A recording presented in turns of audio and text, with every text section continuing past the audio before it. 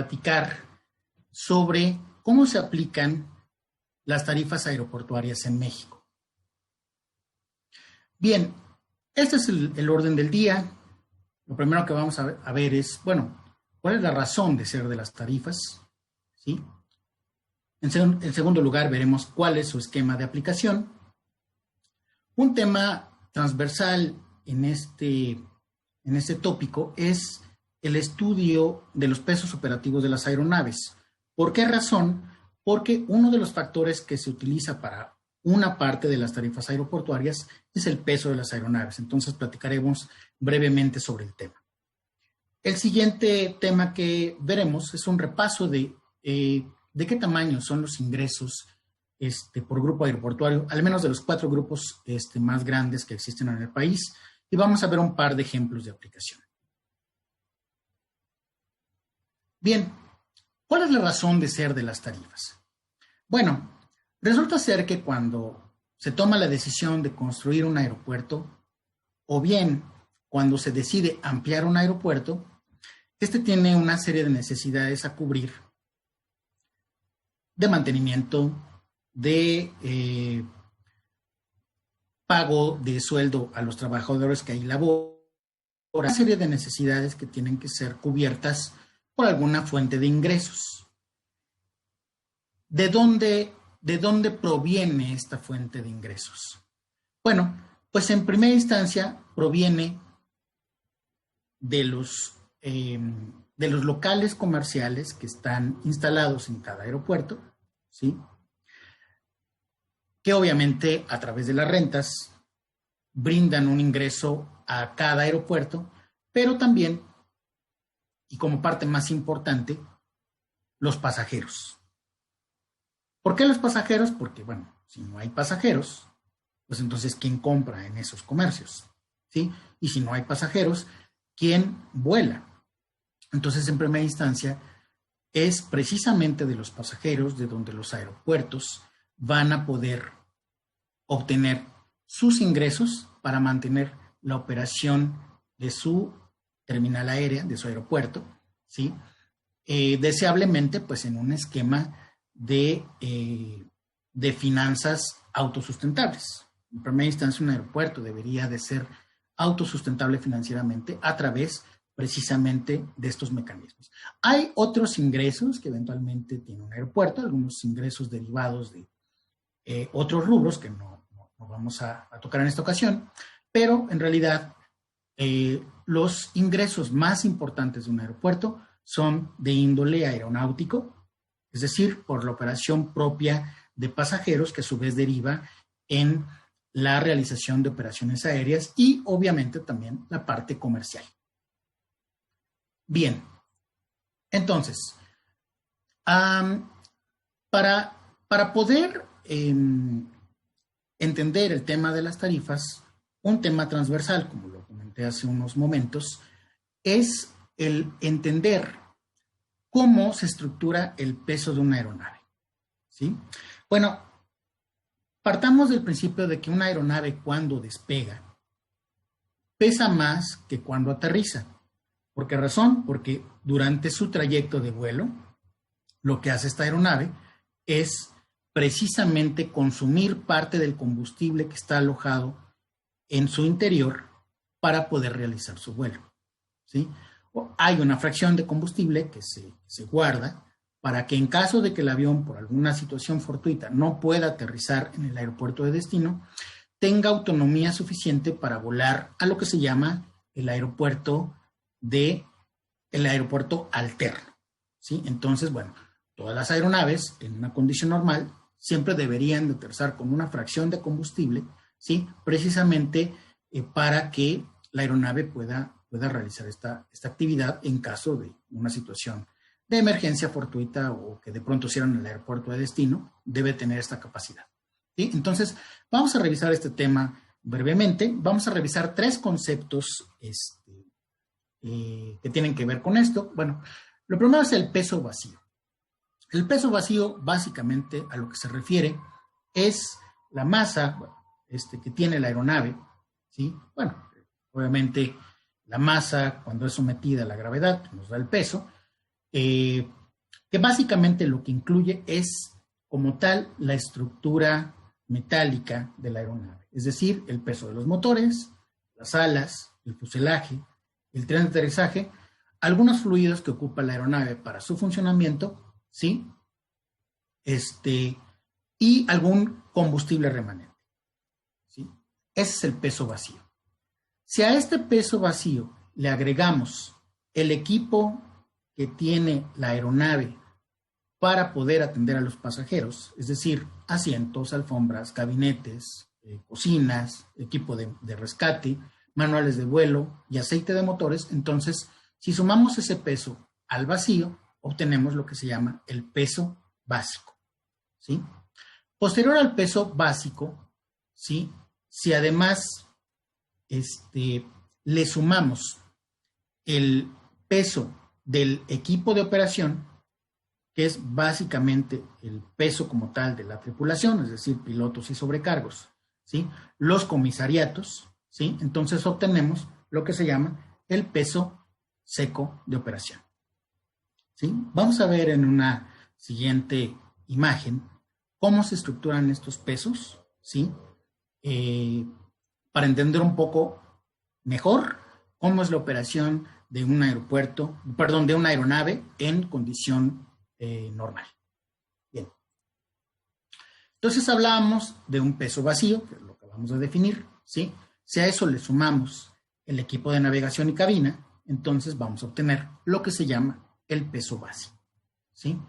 Posteriormente, si sumamos el equipo de operación, que es fundamentalmente el peso de la tripulación, ¿sí? Obtenemos lo que se llama el peso seco de operación. Ahora bien, si a este peso le sumamos la carga pagada, que es fundamentalmente en un avión de servicio comercial de pasajeros, es precisamente el peso de los pasajeros con sus equipajes, tanto de mano como el equipaje que eventualmente documenten, ¿sí? Si al peso seco de operación le sumamos ese peso, entonces tendremos el peso cero combustible. Entonces, hasta este momento lo que tenemos es simple y sencillamente todo el peso de la aeronave con su estructura, con su tripulación, con su equipo de a bordo, con los pasajeros que van a volar, o en el caso de un avión carguero, las mercancías con sus respectivos pallets que se ocupan para que la carga sea transportada, ¿sí? Tenemos, insisto, el peso cero combustible. Ahora bien, empezamos con la suma del volumen que representa el combustible, la turbocina o gasavión que esa aeronave tendrá que utilizar para poder realizar su operación. Hay un combustible de reserva que platicamos hace un momento, es aquel volumen de combustible que se ocupa para que en caso de que el aeropuerto, por alguna razón, no pueda aterrizar en su aeropuerto de destino, tenga autonomía suficiente para volar a un aeropuerto alterno y pueda aterrizar con su tripulación y los pasajeros y la carga que lleva a bordo en condiciones de seguridad. Entonces, ahora bien, ese combustible de reserva en una condición normal debe estar presente al momento que un avión aterriza, ¿sí? Entonces, este combustible de reserva debe ser tal que debe ser inferior a algo que se llama peso máximo de aterrizaje, ¿sí? ¿Por qué? Porque estructuralmente las aeronaves están diseñadas de manera tal que, dado que una aeronave pesa más cuando despega que cuando aterriza, ¿sí? El tren de aterrizaje está preparado para soportar un peso que se denomina peso máximo de aterrizaje, ¿sí? Entonces, ninguna aeronave en condición normal debería de exceder este peso, porque si no, podemos tener el riesgo de que la aeronave sufra un daño estructural. De hecho, se recuerdan, hace alrededor de un año y medio, algo así, hubo un caso de un avión de Air Canada que volando, queriendo aterrizar en Madrid, tuvo que estar volando durante, me parece que 4 o 5 horas. ¿Para qué? Para consumir el combustible que tenía dentro de sus depósitos y poder aterrizar con el peso máximo de aterrizaje, ¿sí? Ahora bien, hay un combustible que se llama combustible de vuelo, que es el que nos permite cubrir el trayecto que la aeronave pretende realizar. Entonces, en ese sentido, si sumamos al peso anterior el peso del combustible de vuelo, es decir, el combustible que en una condición normal la aeronave consume para llegar de su punto de partida a su punto de destino sin repostar, ¿sí? Entonces, cuando mucho, este peso en conjunto no deberá superar algo que se llama peso máximo de despegue.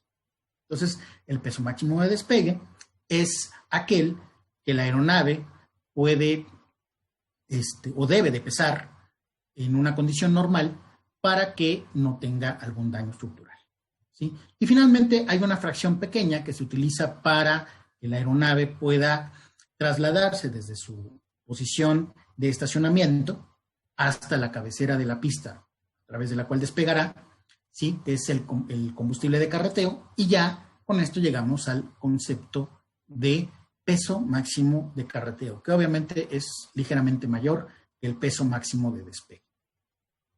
Ahora, ¿cuál es la razón de ver esto? Bueno, resulta ser que en los aeropuertos mexicanos, particularmente en la tarifa de aterrizaje, en la tarifa de estacionamiento, de embarque y desembarque, y en la tarifa de pernocta, ¿sí?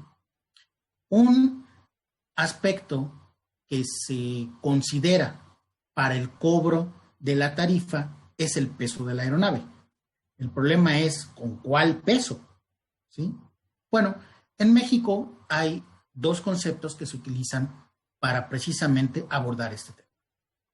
Por un lado, algunos aeropuertos optan porque el servicio de aterrizaje se cobre con el peso máximo de aterrizaje. Es este que está aquí. Es decir, es el peso que debería tener la aeronave una vez que ha concluido su trayecto desde el origen hasta el destino, ¿sí? Sin embargo, la autoridad mexicana ha creado un concepto que se llama peso máximo operacional de despegue, que es el promedio entre el peso máximo de despegue y el peso cero combustible. Entonces, el promedio de estos dos pesos, que más o menos nos daría una cosa así, es el que se utiliza para hacer el cobro de algunos otros servicios, ¿sí? Por cierto, debo comentarles que el cobro de las tarifas aeroportuarias en México al menos no es homogéneo. Algunos aeropuertos cobran de manera especial estos servicios, ¿sí? En función de su conveniencia, ¿sí? Entonces, bueno, este es el panorama. Es decir, en resumen, para ponerlo muy en claro, cuando una aeronave despega, el peso que debe tener como máximo es este. Cuando un avión aterriza, el peso que debería tener una aeronave como máximo es este, ¿sí? Entonces, el tema es que pues, el peso evidentemente es variable. Y bueno, obviamente, el volumen o el peso del combustible de reserva, el de vuelo y el de carreteo, es precisamente lo que nos permite cuantificar cuál es el combustible total que lleva una aeronave al realizar una operación aeronáutica. Muy bien. Vamos a ver entonces cuáles son las tarifas o los servicios que en un aeropuerto mexicano se cobran de manera general. Hay algunos aeropuertos en donde se cobran algunos otros tipos de tarifa, pero lo que vamos a ver en esta ocasión son los servicios que comúnmente se cobran en los aeropuertos mexicanos. ¿Y cuáles son estos servicios? Servicio de aterrizaje, servicio de embarque y desembarque, servicio de pernocta, servicio de aerocares, servicio de pasillos telescópicos, servicios a la aviación general, revisión a pasajeros, por cierto, que van a abordar una aeronave solamente, ¿sí? Y la famosa TUA, que es la tarifa de uso de aeropuerto.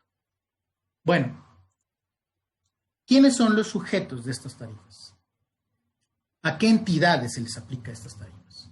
Bueno, el aterrizaje obviamente se aplica a la operación aeronáutica, es decir, cada vez que una aeronave aterriza en una condición normal, programada en un aeropuerto, se cobra la tarifa de aterrizaje, ¿sí?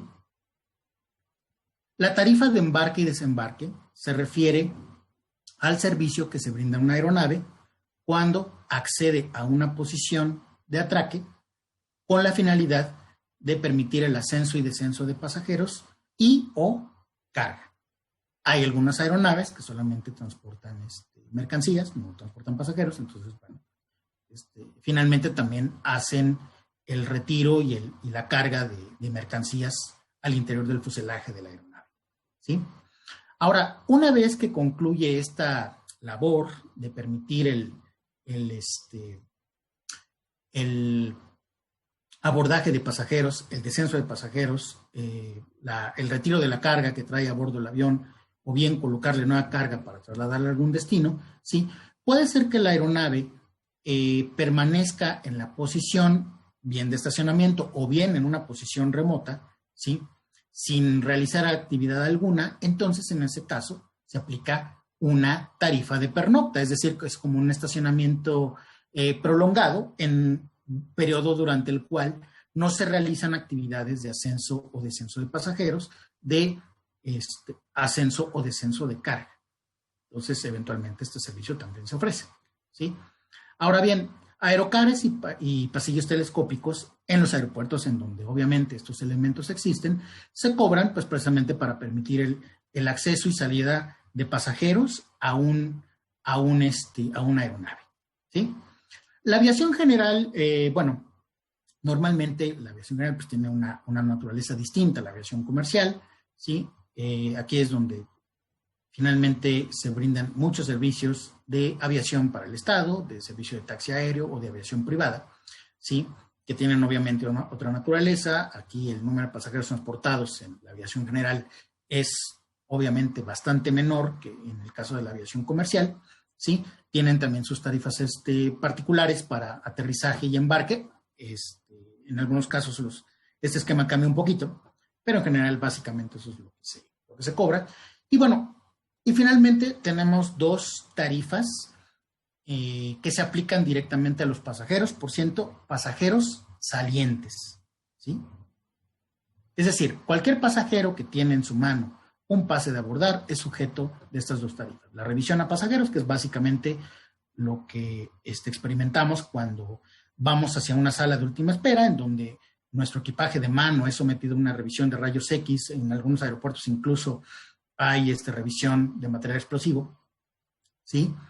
Y la famosa TUA, que la TUA es la tarifa que se utiliza, o bueno, más bien que se aplica a todo pasajero que utiliza la infraestructura aeroportuaria, ¿sí?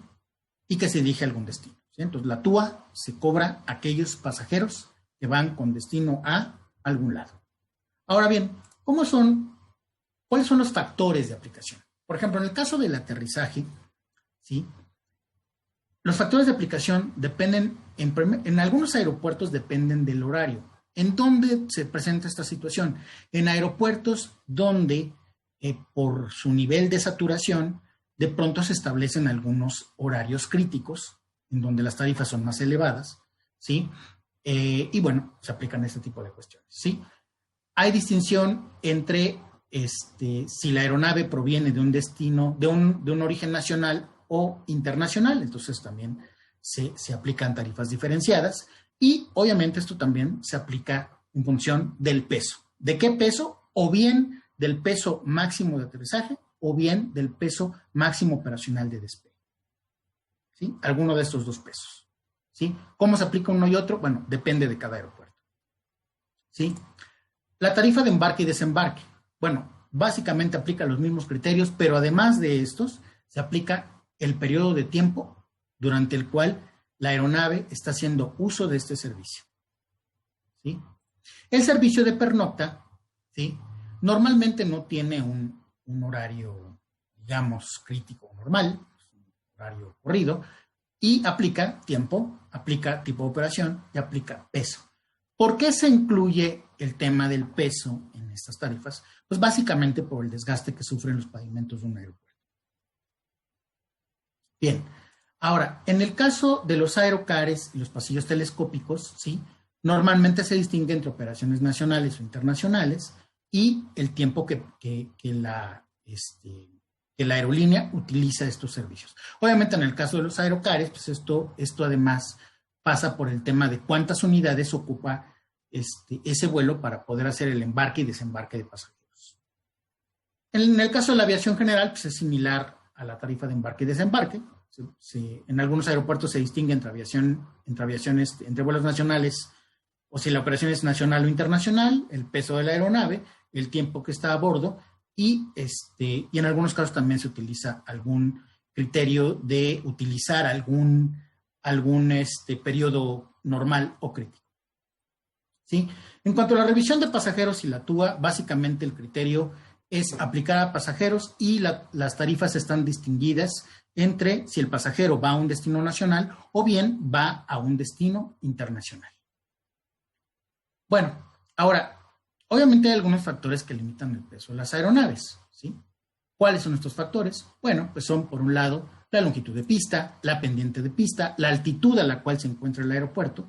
Un aeropuerto de mayor altitud requiere que las pistas sean más largas para permitir que la aeronave pueda despegar sin problema. ¿Sí? La temperatura y otro tema muy importante, la distancia. ¿Qué tan lejos va a desplazarse una aeronave? Evidentemente es muy diferente hacer una operación pues, en donde el tiempo de viaje sea corto, por ejemplo, un vuelo Ciudad de México-Guadalajara, pero muy distinto al caso de un Ciudad de México-Madrid, por ejemplo. ¿Sí? Bien, aquí como referencia nada más, vamos a exponer algunos pesos de aeronaves que típicamente se usan en el mercado mexicano. Aquí tenemos algunos ejemplos de aeronaves de la compañía europea Airbus, que por cierto, el A320 es un avión bastante socorrido en el mercado mexicano, operado por una buena parte de las aerolíneas nacionales de este país. Observen ustedes que, bueno, un A320 pues, es alrededor a peso máximo de despegue de 79 toneladas, ¿sí? Y su peso cero combustible ronda alrededor de las 62.5 toneladas, ¿sí? Hasta llegar al famoso A380, que es este avión que desafortunadamente está por salir de fabricación, que es el A380, que es este avión de 2 pisos completos, que llega a pesar hasta 575 toneladas. Bueno, esto en el caso de Airbus. En el caso de Boeing, ¿sí? Estos son los típicos aviones de esta compañía. Muchos de ellos ya son poco socorridos en la operación, ¿sí? Pero bueno, esta es la gama de pesos de esta compañía fabricante de aviones. Y finalmente vamos a ver algunos otros casos de otros fabricantes como Sukhoi, como ATR, como Embraer. Sukhoi es una compañía rusa, ATR es una compañía italo-francesa y Embraer es una compañía brasileña. Entonces, bueno, son aeronaves un poco más pequeñas, con capacidades más modestas que las compañías anteriores, pero bueno, también cumplen, más bien tienen ámbito de acción en el mercado regional, fundamentalmente. Ahora, estos pesos que están expuestos en estas tablas son algunos de los pesos expuestos en las muchas versiones que existen en estas aeronaves. Nada más aquí para poner un ejemplo. Por ejemplo, si se consulta el documento de planeación aeroportuaria del Airbus A320, ¿sí? Podremos ver que hay 20 versiones diferentes de peso de esta aeronave, ¿sí? Aquí grafiqué los diferentes pesos desde el peso de máximo de despegue, el peso de aterrizaje, el peso cero combustible y el peso de carreteo, ¿sí? Como podrán observar ustedes, pues hay algunas variaciones, ¿sí? ¿Por qué? ¿Por qué se da esta situación? Bueno, fundamentalmente porque cuando una aerolínea decide comprar un avión, bueno, una flota de aviones, obviamente, por cuestiones de eficiencia, busca que la aeronave que va a adquirir se adapte a sus condiciones operativas prevalecientes. No es lo mismo un Airbus A320 que va a volar, por ejemplo, en Rusia, en lugares en donde hay mucho frío, a una 320 que va a volar en Jamaica, en donde normalmente hace mucho calor, ¿sí?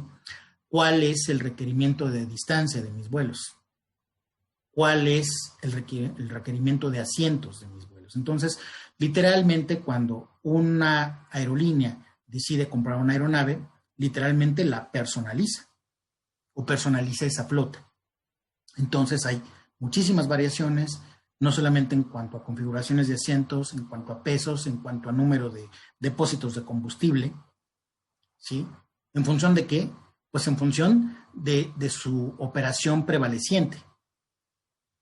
Entonces, no nos quedamos con la idea de que una aeronave siempre pasa lo mismo, no. O sea, la verdad es que las aeronaves siempre tienen pesos diferentes, varían por compañía. ¿Por qué? Porque no es lo mismo volar, por ejemplo, en un avión de Aeroméxico que tiene asientos de primera clase que en un avión de Volaris que no tiene asientos de primera clase, por ejemplo, ¿no? O si una aerolínea tiene servicios, le interesa más un poco el mercado de carga o no, ¿sí? Son varias cuestiones que intervienen para la decisión de cómo, de qué tipo de aeronave y con qué configuración la va a operar. Muy bien. Y la otra cuestión es que hay un tema que se llama rango, porque el rango es fundamentalmente la distancia que puede recorrer una aeronave desde su punto de origen hasta su punto de destino sin repostar, es decir, sin hacer escalas técnicas intermedias. Entonces, en ese sentido, el rango depende de si queremos operar nuestra aeronave con la carga pagada máxima o bien con los tanques de combustible a su máxima capacidad.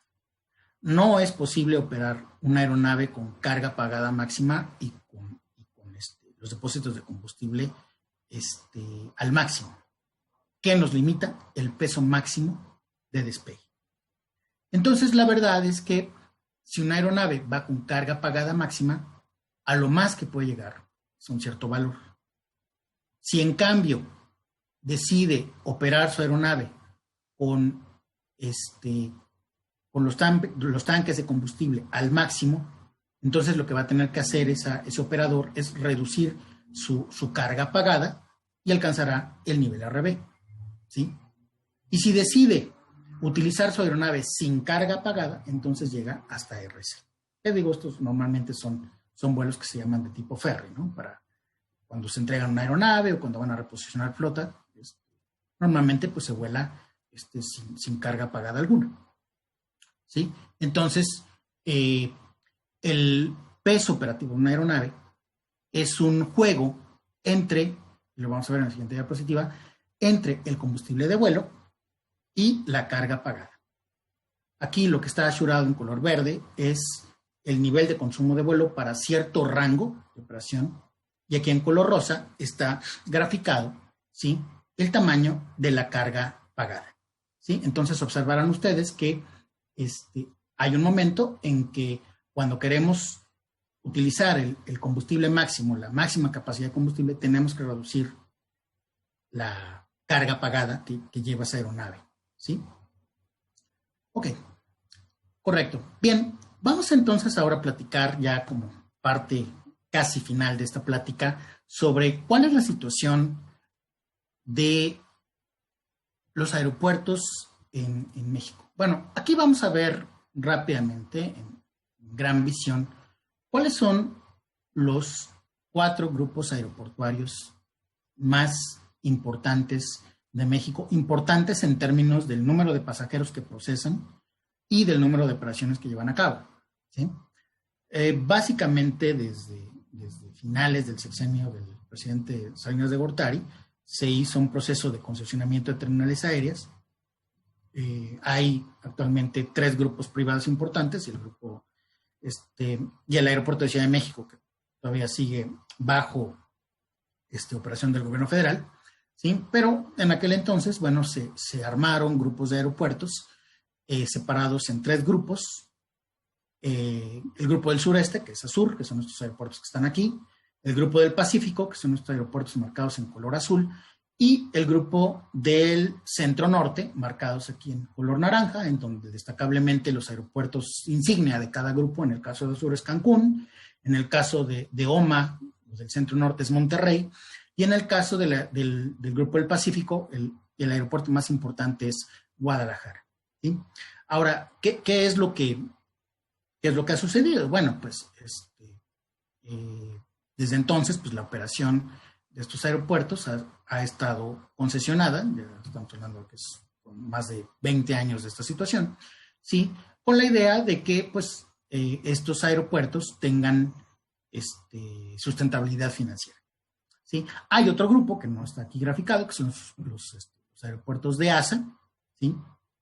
Aeropuertos como Cuernavaca, como Toluca, como Tuxtla Gutiérrez, ¿sí? Son aeropuertos operados por ASA, que también obviamente tienen su ingreso. Y lo cierto es que en la última década, con la salvedad del año 20, la verdad es que la aviación nacional disfrutó de un periodo bastante interesante, de un crecimiento robusto, en donde algunos aeropuertos anualmente alcanzaron tasas de casi 2 dígitos en algunos casos, ¿sí? Pero sí no era raro encontrar aeropuertos con 8 o 9% de crecimiento anual. Entonces eso fue muy, muy importante, pero bueno, lo cierto es que también pone un poco bajo presión a la infraestructura aeroportuaria con la que se dispone en el país. ¿Por qué? Porque más demanda pues implica necesariamente el ofrecimiento de nueva infraestructura aeronáutica a todos los niveles, desde pistas, calles de rodaje, plataforma, edificios terminales, para poder atender adecuadamente a estos pasajeros o a estos volúmenes de carga. Entonces, vamos a ver de qué tamaño son los ingresos de los grupos aeroportuarios en este contexto. Bueno, no está incluido el año 20, todavía en algunos casos no está publicado, pero nos damos cuenta que, bueno, en resumidas cuentas, para no hablar de números muy complicados, lo cierto es que aquí en esta columna podemos observar, ¿sí?, cuál es el ingreso promedio de todos los pasajeros que fueron procesados por cada año, ¿sí?, en cada uno de los grupos aeroportuarios más importantes del país, ¿sí? Entonces podemos ver, por ejemplo, en el caso del aeropuerto de la Ciudad de México, que en 2019 transportó poco más de 50 millones de pasajeros, ¿sí? Eso implicó que el ingreso por pasajero fue alrededor de 325 pesos, ¿sí? En el caso de los aeropuertos de ASUR, de 508 pesos, en el caso de GAP, 377 pesos, y en el caso de los aeropuertos del Centro Norte, 372 pesos, ¿sí? ¿Esto derivado de qué? De la TUA, de los servicios aeroportuarios, de los servicios comerciales y de otros ingresos, ¿sí? Si lo vemos como participación porcentual, podremos observar que en general la TUA es el ingreso más importante de un aeropuerto, ¿sí?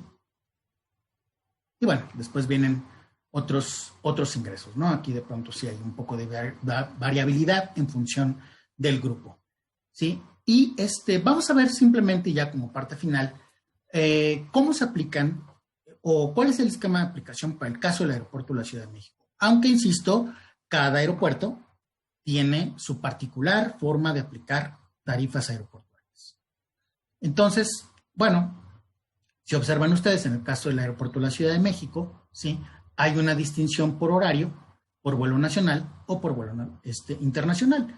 Y el factor de cobro es vuelo por tonelada, en el caso del aterrizaje. En el caso de la plataforma de embarque y desembarque, ¿sí?, podremos observar que son los mismos horarios, ¿sí?, pero además se utiliza, además del tonelaje, se utiliza también el tiempo. Está la aeronave precisamente realizando esa tarea o esa labor de embarque y desembarque de pasajeros y o carga, ¿sí? Y hay otros servicios que están aquí enunciados: los pasillos telescópicos, la aviación general, la revisión a pasajeros y la TUA, ¿sí?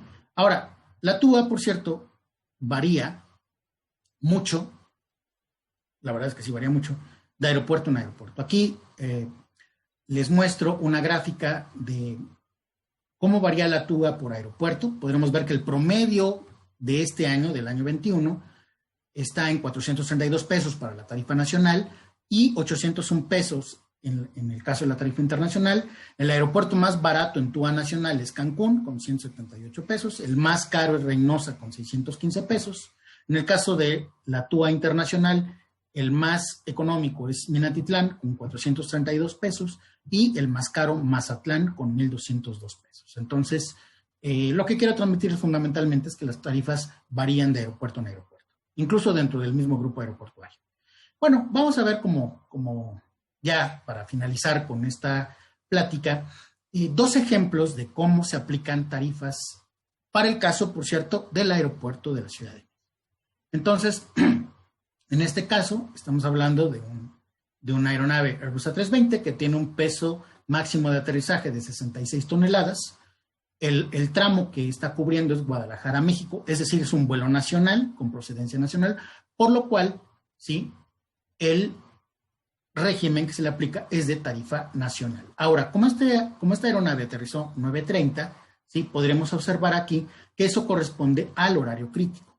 Entonces, la tarifa que tiene que pagar esta aeronave es de 16 pesos con 98 centavos. A ver, vamos a ver un segundito. ¿Sí?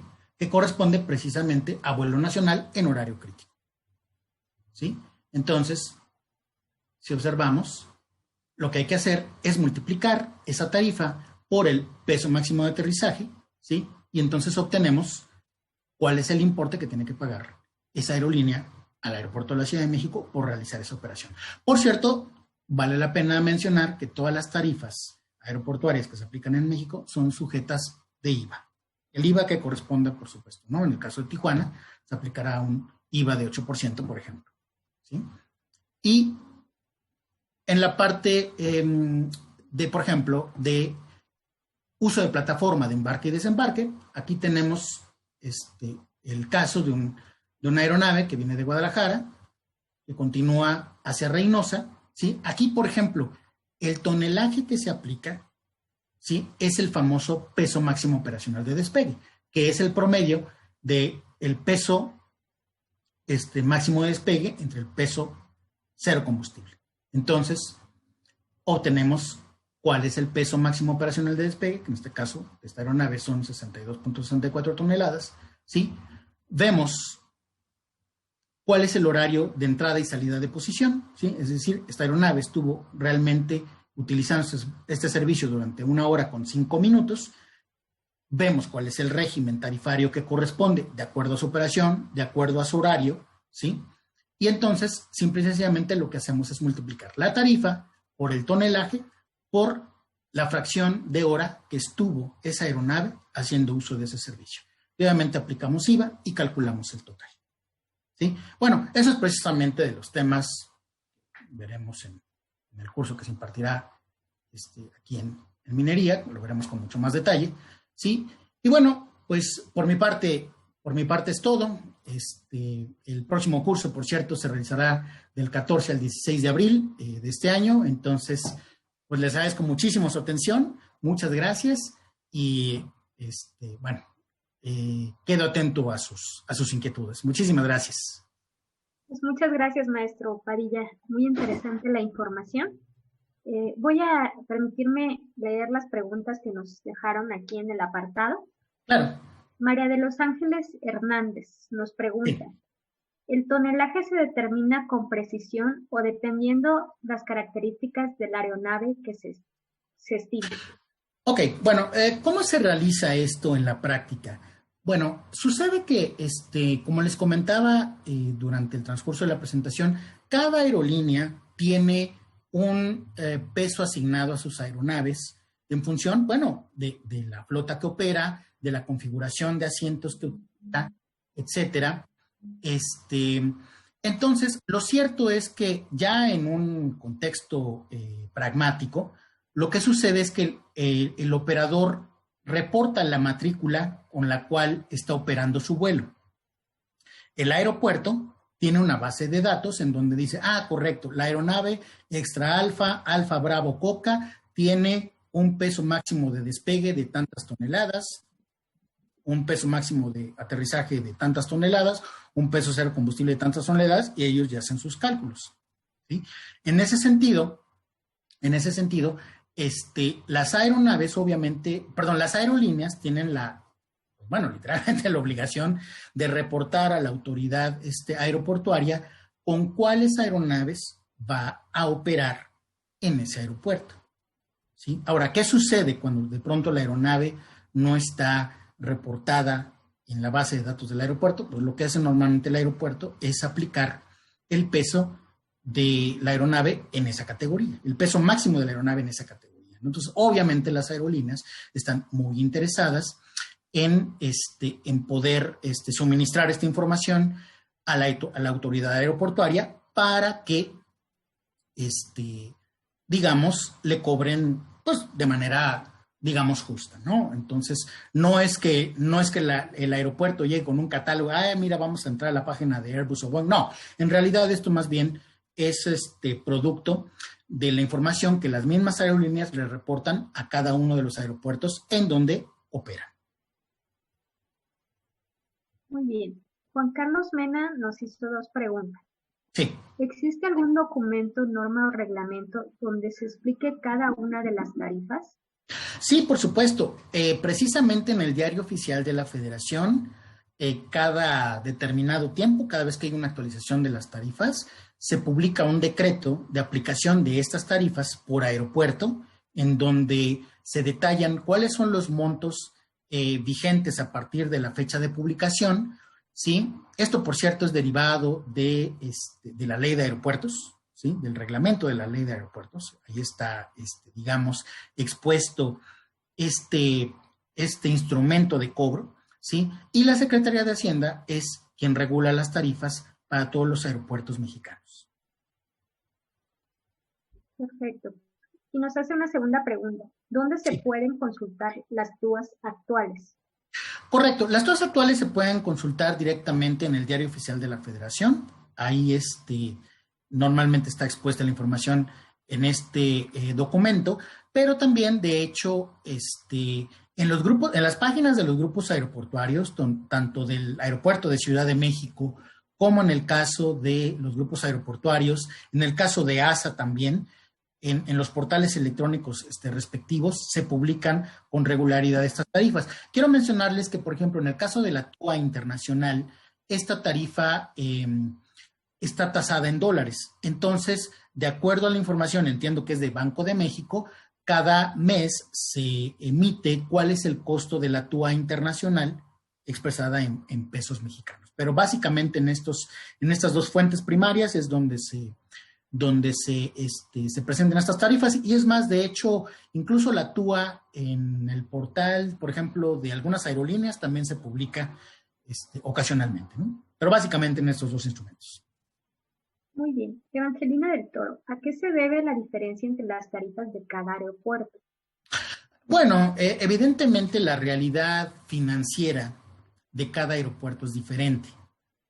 Las necesidades son distintas en cada aeropuerto. Un aeropuerto que tiene necesidad de ampliar su infraestructura en el corto plazo, pues honestamente tiene 2 alternativas. O bien lo financia con los ingresos propios del aeropuerto, o bien lo financia con una institución bancaria, ¿sí? Entonces, puede ser una, puede ser otra, puede ser una combinación de las 2, ¿sí? Esto, por supuesto, pasa por el tema de la proyección de la demanda en el aeropuerto en cuestión. Claro que, por supuesto, que después del acontecimiento del año pasado, todos los métodos de proyección que existían, pues como que ya no son tan vigentes de pronto, que eso es un reto muy interesante para la aviación hoy día. Pero bueno, lo cierto es que de alguna manera, aunque sabemos que el pronóstico de demanda es materia muy complicada, es previsible que en algún momento los aeropuertos podrán llegar a cierto nivel de demanda, entonces precisamente tienen que hacer un análisis financiero de a qué fuentes de financiamiento recurrir. Y por supuesto que esto pasa por las tarifas, ¿no? Entonces, en realidad, la situación de tener tarifas diferenciadas precisamente obedece a eso. No es lo mismo la situación de Cancún, por ejemplo, que la situación de un aeropuerto como Toluca, o un aeropuerto como Reynosa, o un aeropuerto como Acapulco. Son cosas diferentes. La verdad es que así como decimos en el dicho popular, cada cabeza es un mundo, pues también aquí cada aeropuerto es un mundo, ¿no? Ok. Jorge Ortega, cuando un aeropuerto cierra operaciones por condiciones climatológicas, ¿existe algún cobro adicional? Bueno, cuando un aeropuerto cierra por alguna situación fortuita, en este caso meteorológica, sucede que la condición operativa pues, obviamente queda afectada, ¿sí? Entonces, la aerolínea que de pronto tiene que utilizar un aeropuerto alterno no es sujeta al cobro de estas tarifas, ¿sí? Precisamente porque es una situación ajena a la aerolínea, ¿sí?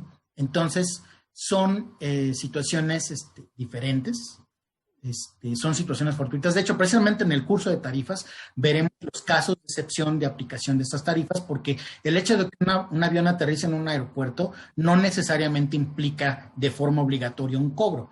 Si ese aterrizaje obedeció a alguna situación fortuita, porque esa aeronave fue desviada de un aeropuerto que no pudo brindarle el servicio, o bien está aterrizando por cuestiones de emergencia, evidentemente no se le cobrarán estos servicios, ¿no? Entonces, esas cuestiones precisamente se abordarán con detalle en el curso de tarifas. Perfecto. Y Alexis Anaya nos pregunta, para el caso de hechos fortuitos o de fuerza mayor, ¿aterrizajes no programados en aeropuertos sufren la tarifa aeroportuaria o pueden ser dispensados del pago de la misma? No. Ese tipo de operaciones no son sujetas de cobro, eso lo dice, incluso eso lo enuncian las reglas de aplicación de las tarifas que pueden consultar en el Diario Oficial de la Federación, ahí lo exponen con toda claridad. Perfecto. Y bien, pues nos dejaron algunas más en el chat. Correcto. Principalmente hay una inquietud. Sí. Nos dicen que si este tema se va a abordar en el curso, justamente, y claro. ¿cuál sería la diferencia con el webinar de tomar el curso? En realidad, pues lo que vimos fue un panorama general de lo que se abordará en el curso de tarifas aeroportuarias.